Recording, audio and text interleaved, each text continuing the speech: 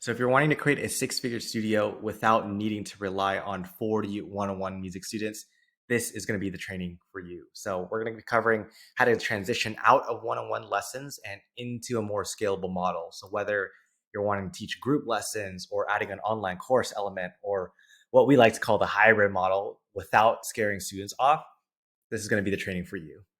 So if you don't know me, my name is Ben. Along with being a music teacher, I'm also a coach.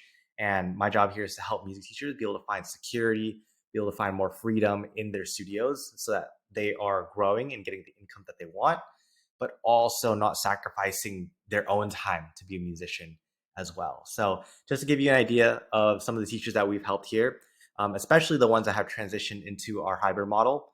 Um, I'll pop them up somewhere on the screen here. But one of the teachers we worked with is Tristan. He is like a multi-teacher piano studio owner. And what we did is like he had a really busy schedule, teaching like 30 plus hours a week. But we added in a group hybrid program for his adult piano students. And he's able to fill it up. Now he has a lot more time just for himself, just to practice again. And he's being able to transition more adult students into that, and it's going to grow that into maybe his main offering. Um, and then also I'll pop up another teacher. We have Daniel here. He's a drum teacher and a piano teacher, but he's adding like an online course element into his piano studio side. And he just signed up his first two students to the hybrid program, like literally over this past weekend as of filming this. So it's really awesome. I'll show you his thoughts in the screen here. But also we have like teacher interviews as well. So if you go into the YouTube channel, I'll pop up a picture here and probably a link down in the description. But we have a video with Julia, how she was able to grow into a six-figure violin studio by adding in, by like moving away from private and going into more of a group model. So you can be able to check out her interview as well, and she'll be able to break down everything.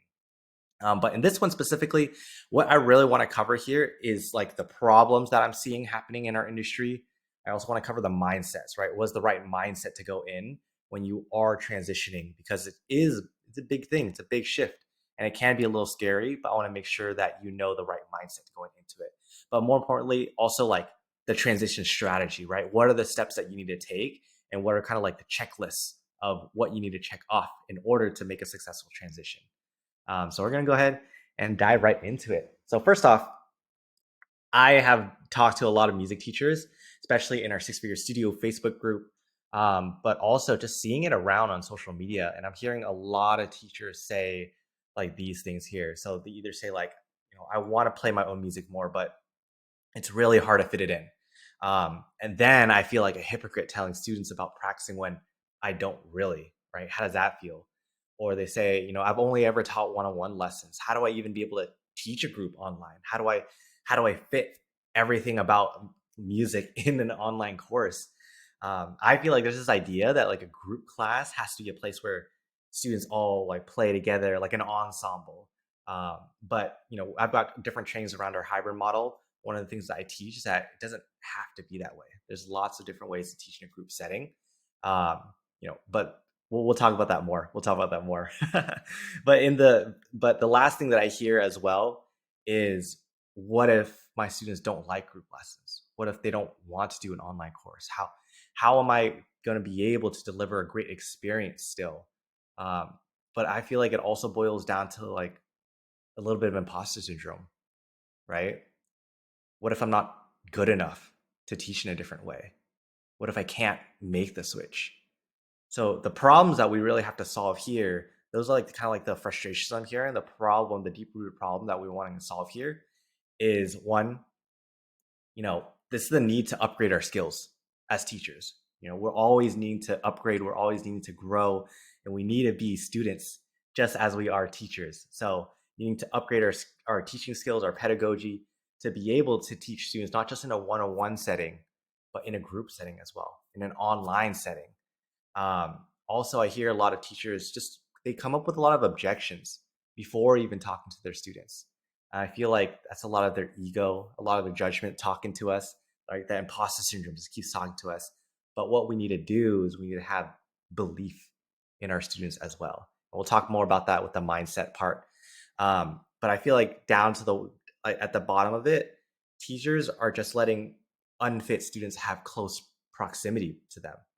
And one of the biggest problems we solve here is, when a teacher has a lot of students, they feel that burnout. But the burnout doesn't just come from the sheer size of the schedule, like the quantity of the students that they're teaching, but also the quality, right? How much heavier and how much more stress do you feel when you have to teach a student that just isn't the right fit, right? But you maybe have to keep them just for the money. How does that feel? It doesn't, at least for me, it doesn't feel really good. And I faced a lot of those problems when I was first starting to teach piano as well. But a lot of the solutions that I had for myself really just came down to raising my standards and enforcing my boundaries and making sure that expectations were really clear with the students and the parents that I worked with. And that's how I created really, really really great relationships with my clients. So let's talk about the mindset real quick about going into a different model. Like, again, whether you're going to group lessons, online course, whether you watch one of my trainings, you want to implement the hybrid model. What we have to understand first is who is a group class for, like who's actually best suited for a group class, what kind of student is best suited for a course. Because what we often think is like, oh, one-on-one's the best solution, right? But not every student is a fit for your one-on-one lessons. Not every student should be a fit.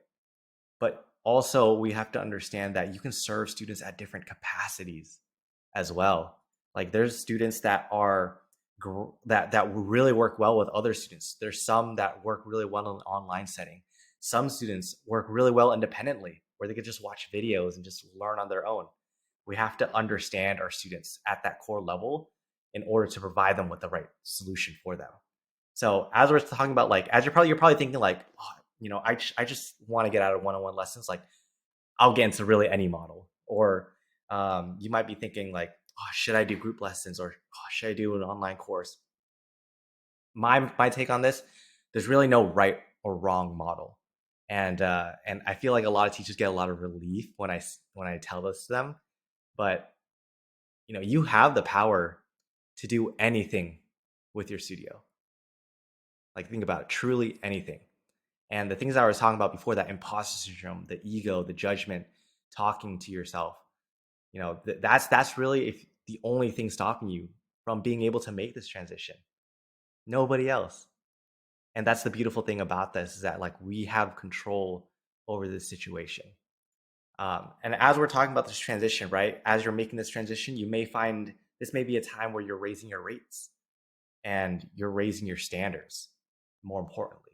So that's what I always believe. It's not just about raising your rates or raising your prices, but it's more about raising your standards and respecting your boundaries based on the season of life that you're in. I think a lot of teachers, they feel like they have to stick with the one-on-one model forever, right? And that's kind of like what my piano teacher has like did growing up. Like, it was just always one-on-one lessons, just because it was like, it's just what's known, right? But in life, we have seasons. We have seasons of life where we're really busy. We have seasons of life where we got a lot of extra time, right? But the model that you teach in has to be able to support the life that you want to build as well. And a lot of teachers, they do the opposite, and they have to fit their life into this 40 student a week model. And when we are transitioning as well, what we have to remember is that our students have gotten results from you, not just the one-on-one model, right? They're not successful just because they were in a one-on-one setting. They were successful because they worked with you, right? And when we're changing the models here, like, you're still in it, right? You're still going to give your 100%. And when people pay for that one-on-one time, they're not just paying for your time, but they're paying for your best state. And as we are raising our standards, as we are, setting our boundaries on who we let into our close proximity, who we let into our valuable one-on-one time, what we have to understand is that our one-on-one time is valuable, not just because like time is valuable, but it's because of the quality of that time, right? How good do you feel teaching like a really great student, like that when you're in that teaching flow? How does that feel? You're probably in your best quality coaching. So you need to save that time. You need to save that precious quality time for the right students. And that's what we're really doing here with transitioning. We're raising our standards again. So one thing I wrote here on my notes here that I really want to talk about with the mindset part is that, what we need to do is we need to believe and trust that your students believe in you, right? You have to believe and trust in your students, that they believe and that they trust in you to help them reach their goals. And like I said, the reason your students have gotten results is because of you. So no matter the teaching model, right? They're going to trust you. They're going to trust you, and that's where it comes down to when we talk more about the strategy on how to transition. It really just comes down to trust, a transfer of trust, and showing showing your students that, hey, we're going to be able to make this change, and you're still going to be successful because I believe in you. And the successful transition, like especially with all of these teachers, the teachers that have been really successful transitioning into their model, the difference between those that were successful and those that had a hard time being able to transition really comes down to confidence and conviction and the energetic energy that really comes from believing in themselves and believing in their products, right? There's really no, like, we'll get down to the strategy in a little bit, but there isn't really that much that we need to do different when we are talking to our students and trying to sell them on this next stage, other than just being really confident with it. And there's no script that I give teachers. There's no like, yeah, there's no like word for word script or anything that I really give teachers when they are, knowing what to say to their students. Because I often get a lot of teachers asking like, what do I even say to students? You don't need to know what to say exactly. It's more about how you say it, and the confidence, the conviction, the energy that you bring into that conversation is really what's going to sell them and what's really going to help make this transition easy. Because for Tristan, he always approached this with like, you know, I don't know exactly how this is going to work, but I'm going to make this work. And same thing for Daniel, same thing for Julia. They made it work because they believed in themselves. They had that conviction. So what you need to do, and what I want you to do as you are leveling up as a teacher, like, remember, this kind of forces you to be a beginner teacher. This is the difference between you being in the same situation and, you actually getting to that life that you want. It's this moment right here. Like, are you courageous enough to make that scary decision? Are you courageous enough to be vulnerable and be a beginner teacher again? So if you're ever feeling that moment, what I like to tell my clients is, remember the times that you got through challenges as a new teacher, right? Remember how you got through those. Remember the power that you had. You have the power to do it now. You have the power to do it again. So this is not something new that like you have. I don't think you've ever done in your life, right? This uncomfortable stage that you were at where you're like, I need to switch. Don't let that take over. Don't let that control you. Like, be the teacher that you have always been, and you know that you can get past this no matter what. So that's the mindset. I wanted to talk about that real quick, because now what we want to talk about is the actual strategy. So now you're probably wondering, okay, I've got the mindset. What do I do now? What are the exact steps that I have to take to start to transition? So we'll break it down into 3 steps here. First, we have to understand and clarify what our offer is. So this video won't be a video where we talk about the offer creation or anything like that. I have a lot of other videos for that, especially if you do want to check out our hybrid model video on how to combine one-on-one lessons, group lessons, online course into a real core offer that gets students results. I'll link that in the description for you, so don't worry. But first is really understanding that offer, right? And it's not creating it, but it's having an understanding and being very clear on it so that you can communicate that value to your students. So you got to know, what is it exactly? What are the goals that you are what is the exact goal of this program that you are offering, right? What are the deliverables in it? How is it going to logistically work, right? Just having an understanding on how that works, so that when you start to implement it, that you're not totally confused about it. Like, that's what we need first. We just need that initial information just to get started, so that we can be able to figure it out on the way. So that's the first one, figuring out our offer. The second one now is actually having the conversations with our students, and with our current students. So we'll just talk like in terms of this strategy. We'll pretend that we are transitioning our current students, because there's multiple different ways that we can go about transitioning. You could either keep all of your students where they are and start to implement this new model and this new offer with some new students. Or what I like, especially if you are feeling really busy right now, start to transition some of your best students, some of your favorite students, to be beta students for this, for this new offer that you have. And then lastly, it's actually getting the commitment from the students as well. Like, actually getting a yes, okay, we are going to start on this day. That's the main thing. So I get a lot of teachers asking, okay, so like, I get really scared that students are gonna not like this. So one thing that you could also do as well is you could do a little try and buy type of thing, right? Where you could say like, hey, this is the way that I want to start teaching. I know we have been teaching one-on-one for a while, but I believe this new model can be able to work for you. I believe you'll be a great fit for this new model. So, if you trust me, we could try it. And if you don't want it, we can go back to the old model. But I know you're going to like it. So you could do a little try and buy type of thing, where you don't need to like charge them anything more. Keep them on the same rate. But now you can actually save time and take time off your schedule by being able to transition some of these students off your plate already. And then if you are also building like an online course as well, what I always recommend is being able to sell before you build, and then build as you go. So you don't have to like have your entire course created or anything like that. A lot of the teachers I work with, they create like a little bit of the course, right? Just so there's something to get started with, but they don't build like the entire course out, because one, that's going to take a long time, especially if you are building something extensive. But also, two, is that we want to use our beta students as a way to get feedback, as a way to make these trainings really, really good as well.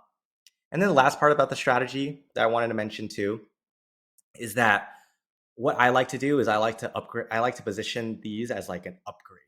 So, I've had experiences where I have transitioned one-on-one students to a group model, and I've said, "Hey, I want to upgrade you." And I've had the opposite way too, where I've had students start in the group model, and then I've told them, "Hey, I want to upgrade you into the one-on-one." So none of it's not that group is better or one-on-one's better, but it's putting the students in the right fit, putting them in the right environment where they can be able to thrive. So that strategy. Again, it's really just 3 steps, right? We got to figure out our offer. We got to have the conversations with our students, and then also we need to get the commitment from them too. So it's not just hey, I told you this, are you going to be on board or not? But we ought to actually get the commitment from those students as well. So let's actually jump into each of those 3 steps and make sure that you have a clear plan on like how to exactly execute those. So the first one, creating your offer, right? I'm going to link the hybrid model video down below. I highly recommend for you to just check that out. I don't want to make this video too long talking about offer creation, but that video can help you be able to know like what is your model going to look like as well. But again, going back to the mindset part, that you can do whatever you want with your studio. And a lot of times the moment I hear teachers saying like, oh, I think I should do this, or the moment the moment you start to say should, is something where we're kind of fitting ourselves in a box. And just the way that I like to treat like music is the way that I like to treat business as well. And that what we want to make sure that we do is we want to make sure we have a model that is actually fun for us, right? There's no rule saying you have to do this with your studio or you have to do that, right? And this is what I truly believe, that It doesn't matter how you get to a six-figure studio.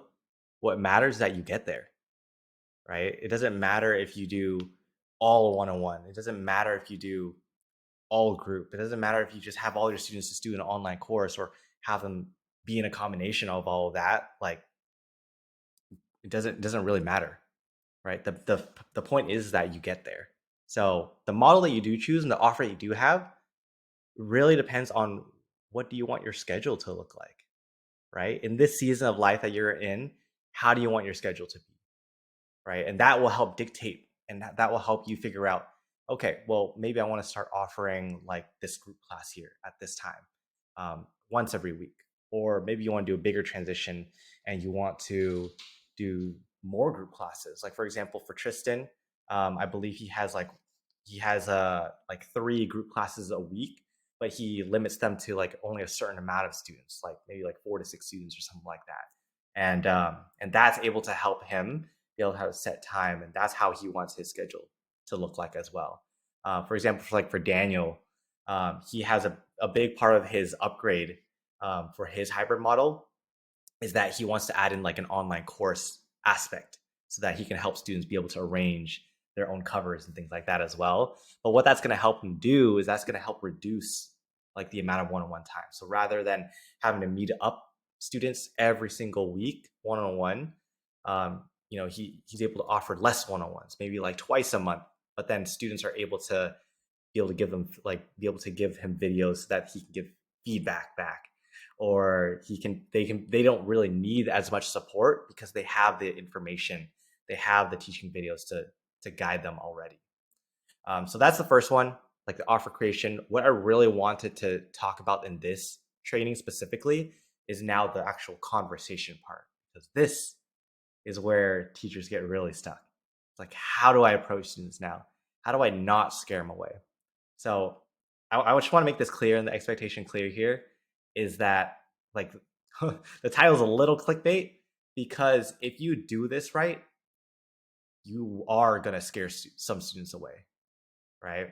Like I feel like scaring students is just inevitable, and I wouldn't even say like scaring students because that's what teachers think it is.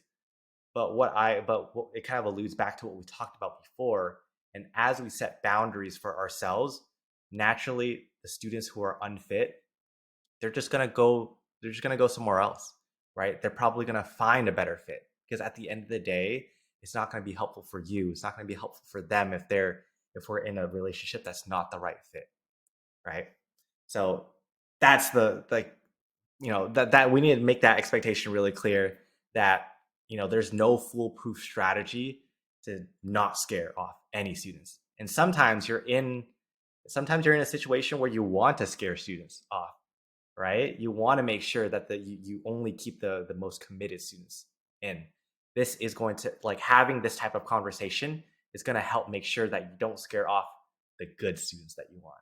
So should have put that in the title, but that's what I wanted to make really clear first, that the goal here is to keep the good fit students. It's not scare off the good fit students. And of course, that's subjective. You know what your good fit students are to you.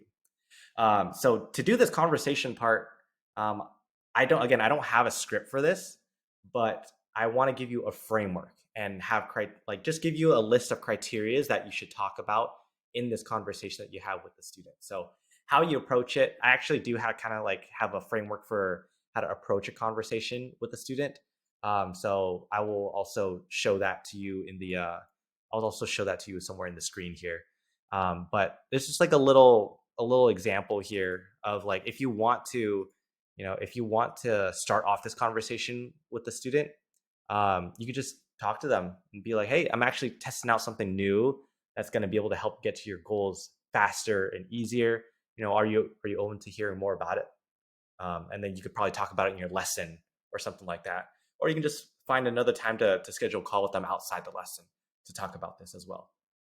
So being able to approach the conversation, that's something that I feel like a lot of teachers, probably you watching, you probably know how to do that. So let's just say you know how to approach the conversation, you know how to get that started. What exactly do we say in it, right? So the criteria is here. What we want to make sure, and make sure you write this down as well, so that you have a list of things that you want to cover in this conversation.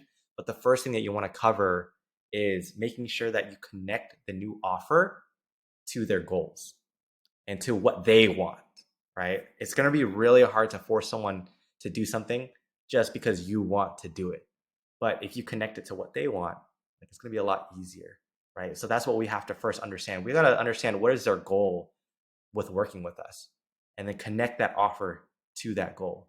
So, maybe you could say like, hey, I know you're trying to work on being able to finish this finish this concerto, right? Like being able to have this new offer where you get that one-on-one time with me, but you also get to collaborate with the other pianists that I work with in the studio.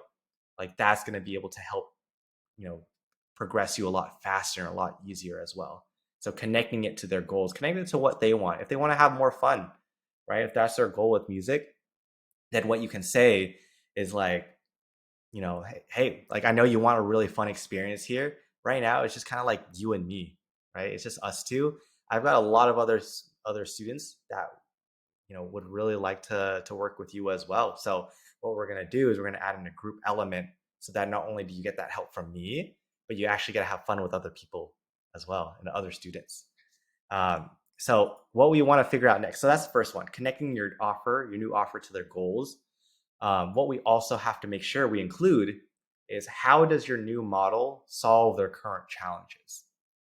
Okay, so thinking about what their current challenges are, how can you position this new model and this new offer as a way to solve those current challenges, right? Because if there is, if everything is going fine and dandy, if they like everything so far, maybe there's not a need to change what they're already doing. But again, if we want to make sure we put students in the right place where they are the right fit, then we got to figure out how is this going to exactly benefit them? How is this going to solve their problems?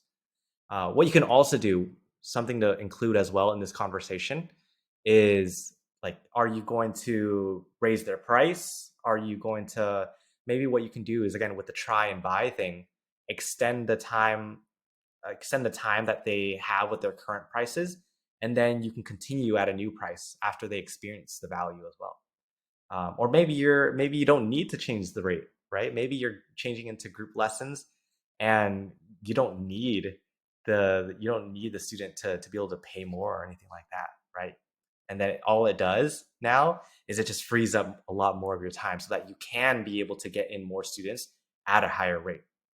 Uh, One thing to help do that, though, especially, is setting the expectation that it's in the beta. And I think a lot of teachers, especially me included, we have this tendency of like perfectionism. I feel like it's like a very innate thing for musicians. Like we always have to try to be perfect, and especially with transitioning. A lot of teachers, the biggest mistake that I see them making is spending months and months or even years trying to plan this transition, or try to getting them like mentally ready, mentally prepared to make the switch. But I will say the only solution that I've seen work the best, and is probably the best, like the only solution out there, is to dive into this knowing that you don't know everything, right? That's the thing. Like we have to, the only way we know and the only way we feel 100% confident in it is actually by experiencing it, right? If you are scared to transition into a group setting, maybe you've never experienced a group, like a really great group setting before.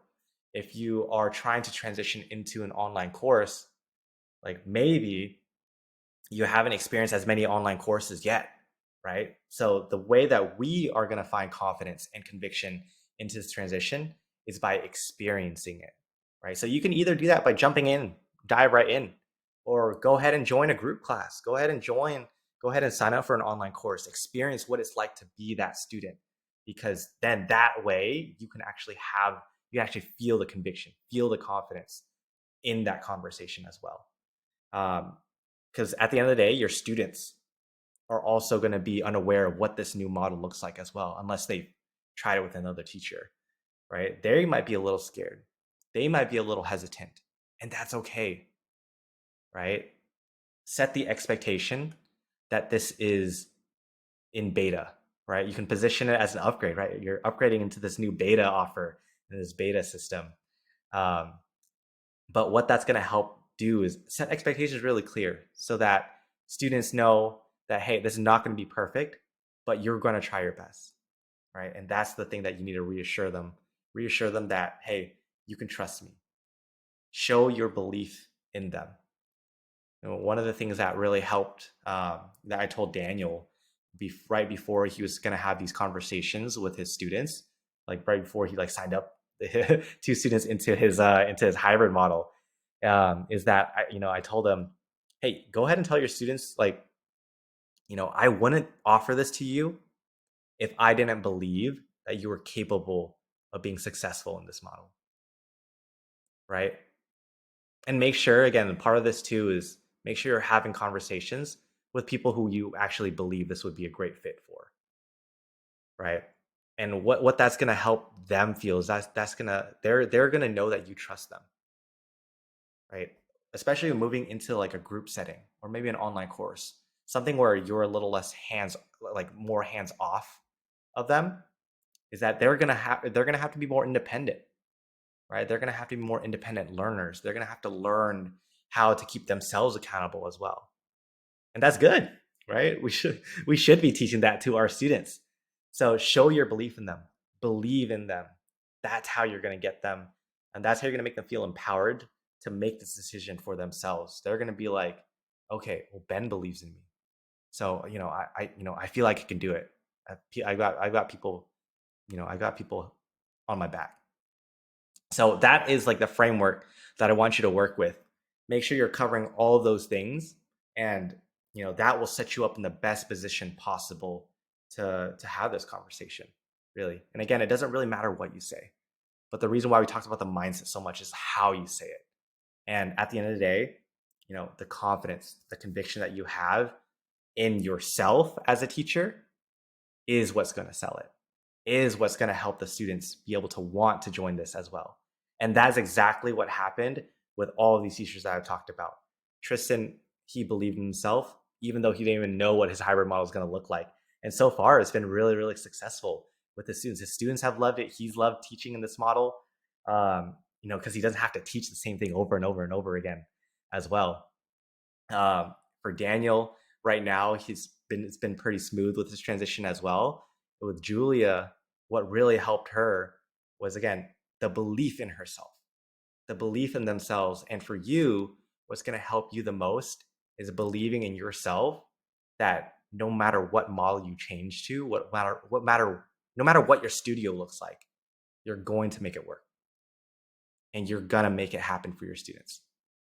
That is how you get through this transition without scaring off students, because the teachers that haven't transitioned, the ones that do struggle, that I've found, is the ones that they have that hesitation. They let that hesitation take over. They let that seep in through with these conversations. So when the students hear about the teachers talking about their offers, if I'm not confident about it, how is the student going to feel confident about it, right? So it really just boils down to that, and it's kind of like that energy, that optimism, that, hey, I get to be a beginner teacher again. I get to figure this out, and I get to level up. And that is how we create Six Figure Studios.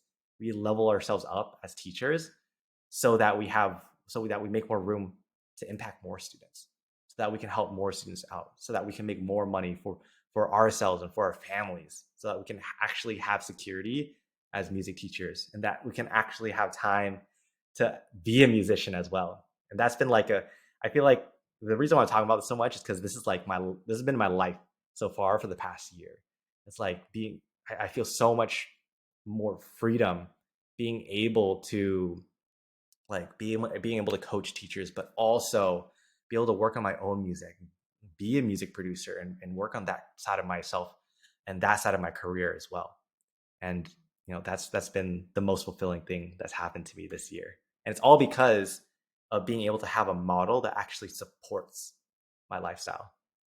Right. So that was the conversation part. Lastly, the commitment part. We won't go into this too much, but if you do a contract thing, you can do a contract. If you want a deposit, like a payment commitment, I always recommend that too.